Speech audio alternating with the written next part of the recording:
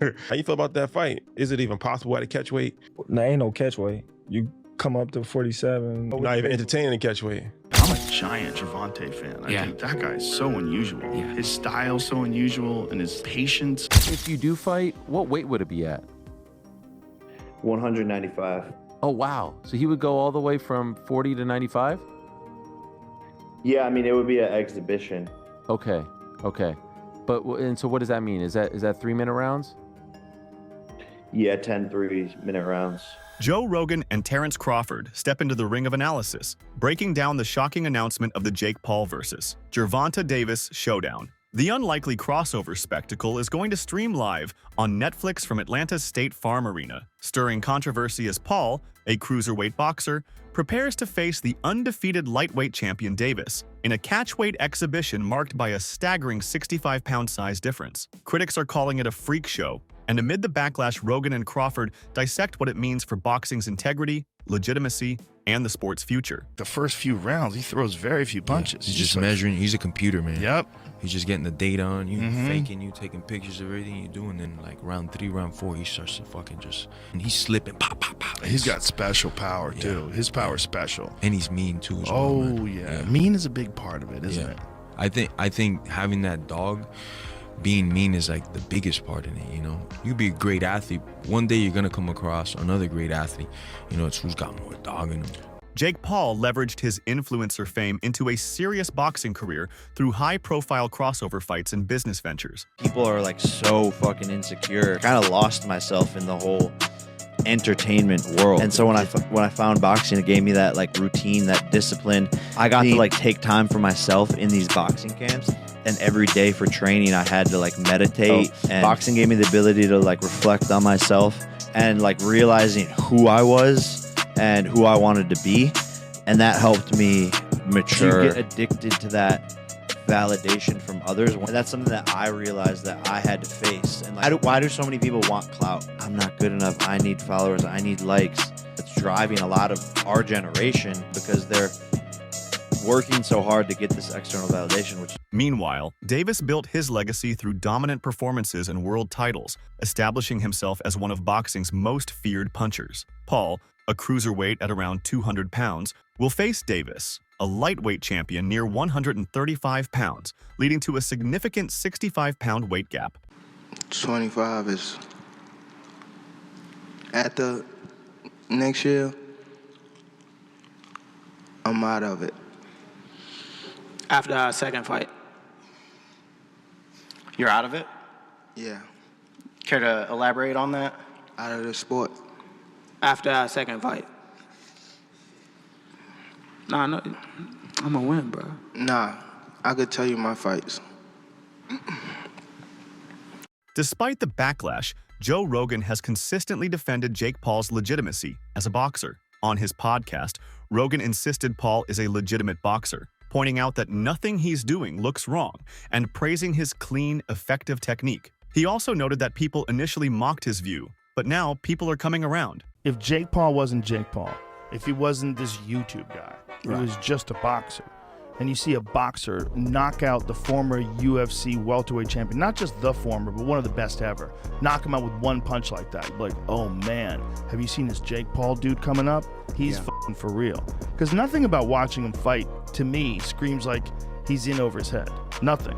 He looks like a real boxer. At the same time, Rogan has also praised Davis for his terrifying knockout ability. He marveled that despite Davis's relatively unassuming physique, nothing special about the way he looks, the southpaw still packs extraordinary power. Reflecting on Davis's win over Ryan Garcia, Rogan described his style and presence as terrifying, likening him to a small Mike Tyson in terms of the psychological threat he poses in the ring. He warned that even the greatest fighters eventually decline, suggesting a reminder that boxers have a finite peak. Gervonta's something. He's so unique. I think if you look at all the active boxers who are champions, he may throw the least amount of punches. Yeah. Because he sets guys up. And so the first few rounds, he's just calculating you, trying to find your openings, testing you. This first round of his last fight, I mean, how many punches did he throw? Like very few. Yeah. But goddamn, when he hits you, you're fucked. That dude can crack. He's so good, he's so accurate, and he's so sneaky, the way he like dips inside and cuts in uppercuts. And his power, man, his power is just extraordinary. I am really interested to see if Ryan Garcia can handle that. Terence Crawford, one of boxing's most respected technicians, surprised many by expressing belief in Paul's long-term potential. Speaking on the Ariel Helwani show, Crawford acknowledged that Paul has worked diligently in training and has genuinely improved over time. He praised Paul's nice right hand and emphasized that many prematurely write him off due to his YouTube origins. Crawford stressed that Paul's dedication and progression deserve respect, noting that he's putting serious time and focus into the sport, showing potential on his route to a title. Jake says he could get a cruiserweight title in 2 years. Do you think he can? Possible. It's possible. Listen, man, a lot of people write Jake off, but Jake can punch with that right hand. He got a nice right hand. Gained a lot of respect for Jake because he's not a YouTuber that's just boxing just to box. He actually trains and actually want to get better and actually have got better and really putting his time, focus, and energy into boxing. So you got to respect that. When it comes to himself fighting Jake Paul, Crawford has been conflicted. Initially dismissive, citing size differences and a lack of boxing pedigree, he admitted he'd accept the bout if offered $200 million. Over time, Crawford's perspective softened. He's gained respect for Paul's dedication and improvement in the ring, praising his nice right hand and recognizing his progression through legitimate stepping stones. However, Crawford also emphasized that Paul should face genuine boxers rather than MMA fighters. So while he hasn't ruled it out, Crawford has yet to endorse such a matchup fully. Would you fight Jake Paul? Nah. He too big? Yeah, Jake big, but he doing his thing, man. I'm gonna let Jake do what Jake. Got $200 million for you. I'm fighting Jake Paul. I'm fighting Jake Paul. Come on, Jake. Hey, Logan, I gotta fight your brother, man. When you watched the Tyson and the Jake Paul fight, Tyson shouldn't have been out there biting his gloves and stuff. was he biting his glove because that was a tick, or was he biting his glove like, man, I want to hit this joke upside his head so bad, but I can't? I don't know. I don't want to spread no rumors. Crawford has been more critical when it comes to Gervonta Davis. He has accused Davis of benefiting from safe matchmaking, noting he hasn't faced the top elite fighters in his division. After Davis's controversial draw with Lamont Roach Jr., Crawford blasted the officiating on social media, declaring, "Roach won, and that should have been called a knockdown. I've never seen someone take a knee, and they don't count it as a knockdown." Crawford also openly taunted Davis via social media, urging him to fight Shakur Stevenson or Keyshawn Davis, and calling him scared. Despite the tension, he maintains respect for Davis's skill. Bro, when people, what I got from that is he's a hater. You don't know me as a person. Let's say you don't like me. Like, you don't know me. Like, you feel me? And I don't give a fuck. Him. And everybody that's cool with him. I mean, with him. Same question for you. Proud father. For sure. We're going to do easy work or challenge. I'm going to name 6 fighters and tell me easy work or challenge, all right? Mm-hmm. So we got Devin Haney. Easy work. Shakur Stevenson. Easy work. Keyshawn Davis. Super easy work. Super? Damn. Lomachenko. I don't know. I haven't seen him in a minute. I say he a challenge because he a vet. Bud Crawford. The only reason why I say a challenge because his size. He a way bigger guy. And last one, Lamont Roach. Challenge. Gotcha. Appreciate you. On Cigar Talk, Crawford revealed he simply doesn't like Davis as a person. He described Davis as one of these arrogant little dudes who lean on his fame and security while behaving differently in other circumstances. Despite his personal dislike, Crawford conceded that Davis is a good fighter with impressive skills, power, and boxing ability, but remains unable to respect Davis's personality or demeanor. He said Paul's height and endurance might be an advantage, but Davis's punch power and skill are elite, making it a highly unpredictable chess match. Tank would never even think about to come up to 154. All right, what about 47 though? Yes, if he get to pick his opponent. But Tank would never come from 35 to 54. Y'all got into it on social media around that time. Is that just you being competitive, like when that happens? Or is Man, it like... I just really don't like that dude. Why though? Cause I just don't like him. Like, I really don't like him. That's like just not your cup of tea. That's just not your. I don't like nothing about him. I just feel like, he just one of these little arrogant little dudes that's using what he got to shield him. He got a lot of security guards around him, and he's in the limelight and stuff like that. But in certain situations, he wouldn't be acting like that. Do you like him as a fighter though? Yeah, he's a damn good fighter. Yeah. But like his core personality and his ways, nah.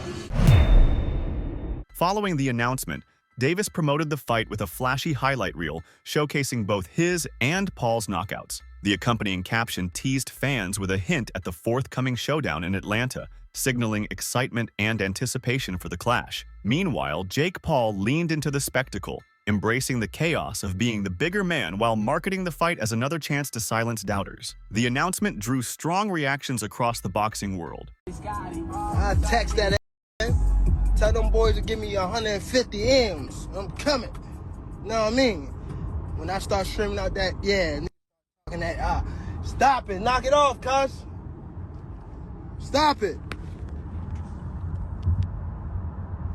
Tell them to send that bag, and I'm coming. And I'm, you know. He can't fight, so. Would you look at it as a joke if someone, if your team was like, yo, we want you to fight Jake Paul? Would you be like, come on, man? I laugh at him. Like, News being made official. Yeah. Good enough for the sounder. Jake El Gallo Paul taking on Gervonta Tank Davis Friday. It will be the Friday, November 14th. Ain't disrespectful to the sport if he choose that over fighting with me. I'm the best fighter in the sport. I've been telling him that. He called cap on it, so come prove it. Is there a height limit in boxing? Rolly Romero, once Davis's rival, fiercely defended him against criticism, blasting fans who accused Tank of cashing out. Romero slammed the disrespect, saying, "That bastard wants to make a quick buck."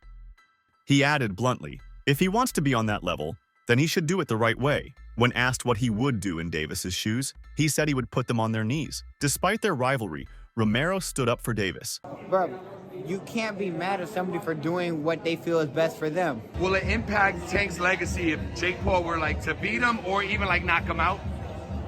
Dude, Tank's a 3-division world champion, 4-time 3-division world champion. At the end of it, bro, you can't take anything away from him. Bro, you can't be mad at somebody for doing what they feel is best for them. It's the same way Roach feels Tank is the best option for him. Same way that Stevenson thinks Tank's the best option for him, or like all that stuff, right? At the end of it, bro, we just want to do what's best for ourselves, right? Facts. Right or wrong? Facts. So just do what's best for you. Sonnen doesn't think the matchup is as mismatched as many assume. On his YouTube channel, he stated, "It's not as bad a fight as you guys think," distinguishing it from the previously touted Jake Paul versus Anthony Joshua clash. However, Sonnen pinpointed a significant issue that Davis does not know how to sell a fight. He argued that Tank cannot promote or hype a matchup, whether it's a title bout or main event, making the fight less compelling from a marketing standpoint. Or being Tank Davis. Tank is not the guy that knows how to sell a fight. Tank cannot sell a fight in his own division. It could be a title fight, a contender's fight, a main event fight. He could be the favorite. He could be the underdog. Tank doesn't know how to bring that information to you guys in a way that is compelling. And Tank is already blinking in this situation. You have one guy who is argued amongst the pound for pound current greats in boxing. You have another guy that has suggested he should not even be allowed to box, that he should have to call it something different. He should not be licensed. He should not be ranked in the top 14. He should never be selected for a world title. Okay. Now, Tank has one job to do, which is to let anybody know that's listening that it doesn't make any difference, that boxing is a real sport. My skills versus your skills, of which I am an abundance of and of which you have none of. My life's commitment and dedication versus a second or third or fourth thought Gareth A. Davies of TalkSport blasted the Jake Paul versus Gervonta Davis showdown, dismissing it as nothing more than a circus rather than a fundamental boxing contest. He emphasized that while the event might attract a wave of younger fans globally, it undermines the integrity of professional boxing. Davies cautioned that its spectacle-driven appeal threatens serious appreciation of the sport, sugarcoating a fight that deviates from traditional competition. Despite recognizing the ability for Davis to potentially deliver a knockout, Davies suggested that the matchup's primary value lies in entertainment, not championship merit. His take highlights the growing tension between boxing as performance and boxing as an authentic athletic pursuit. Jake Paul, but 8 inches in height difference, 7 weight divisions between them, 5 stone, 70 pounds between them. It's a joke. It's a circus fight as opposed to a disgrace of a fight, which was Anthony Joshua and Jake Paul. At least you feel in this, you've got quite a poor, very big one against a pound-for-pound, brilliant, unbeaten little un. And the little un who'll come up to his navel will hit him with a lot of body shots. I said in the week to Danny Kelly and Charlie Brooker that, do I mean Charlie Brooker? No, Baker. Charlie Baker. That Charlie Brooker's a different person altogether. That he'll be throwing the Superman punch, the leaping left hook. It's going to be a very odd thing. It's called, in inverted commas, an exhibition bout. But everybody in boxing who is a name doesn't mind going in with Jake Paul because they know they're making millions of dollars. And that's the only reason that Gervonta Davis, who's being called the poison little elf by Jake Paul, and it'll be fun in the build-up. Everybody in boxing knows they're guaranteed to make millions of those silverbacks, those greenback notes that they give out in America, and they give them out for fun when Jake Paul fights. So he's not going to say no to it.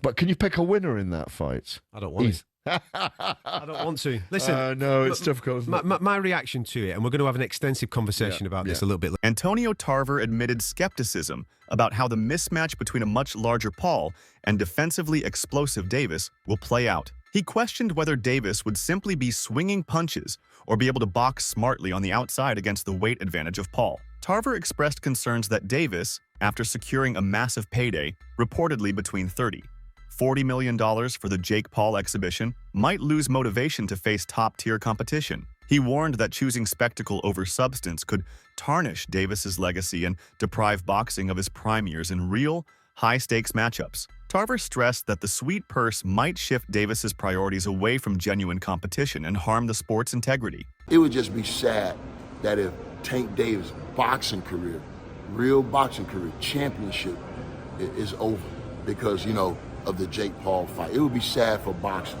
I don't know for that to be the case, but if he make, in excess of 30–40 million. They reported $40 million. I don't know what I don't know what he does after that. Does he come back to boxing and defend those titles? I don't know, bro. So I don't know if this could be the last time we see Tank Davis in a real championship fight. Was Lamont Roach the last fight we see of him like that? I don't know.